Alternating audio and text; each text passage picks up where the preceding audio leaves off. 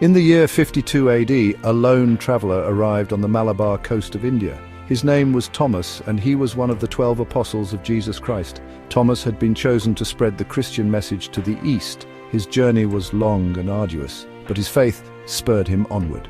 He landed at the bustling port of Muziris, a major centre of trade between the Roman Empire and India. Muziris was a vibrant melting pot of cultures, with merchants and sailors from across the known world. Thomas was immediately struck by the sights, sounds and smells of this exotic land. He knew he had a difficult task before him. He was to bring the message of Christianity to a people with their own ancient faiths and traditions. Thomas was determined to succeed in his mission. He set out into the city, eager to begin preaching the gospel. He carried with him the teachings of Jesus, a message of love, forgiveness and redemption. He believed that this message would resonate with the people of India, just as it had with people throughout the Roman Empire. Thomas was a humble man, but he had a powerful message to share. He knew that his journey would be fraught with challenges, but he was undeterred. He was determined to plant the seeds of Christianity in the fertile ground of India. He believed that one day these seeds would grow into a mighty tree, spreading its branches throughout the land. Thomas began his mission by seeking out the Jewish community of Muziris. He knew that they would be familiar with the stories of the Hebrew Bible, which formed the foundation of Christian belief. The Jews had long been settled in India, having arrived centuries earlier as traders. They had established synagogues and communities in major cities along the coast. Thomas felt it was natural to start his preaching among these communities. He could speak to them in their own language and relate the story of Jesus as a fulfillment of Jewish prophecy.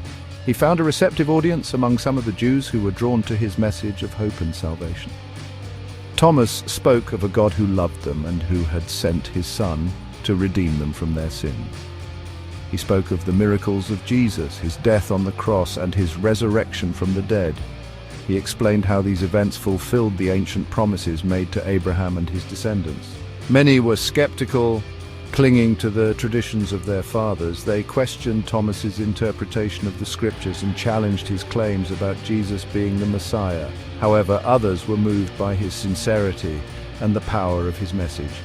They began to believe in Jesus as the promised Savior.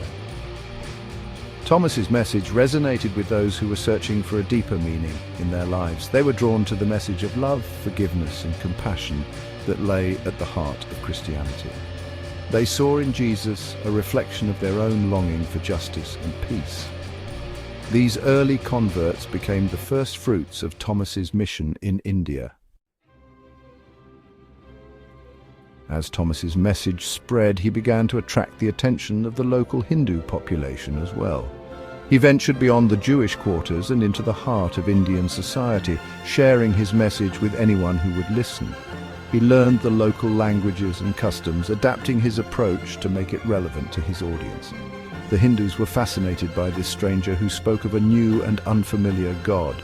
Thomas spoke of a God who was both personal and universal, a God who transcended the boundaries of caste and creed.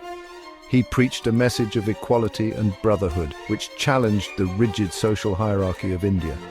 He performed miracles of healing the sick and casting out demons, which further enhanced his credibility among the people.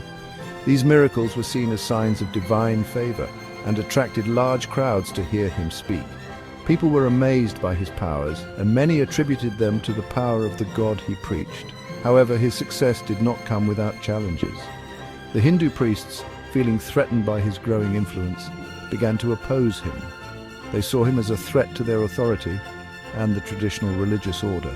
They used their influence to stir up opposition against him, accusing him of blasphemy and sedition. Despite the opposition, Thomas remained undeterred.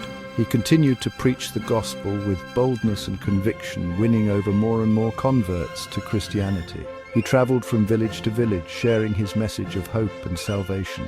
He touched the lives of countless people, planting the seeds of Christianity in the fertile ground of India.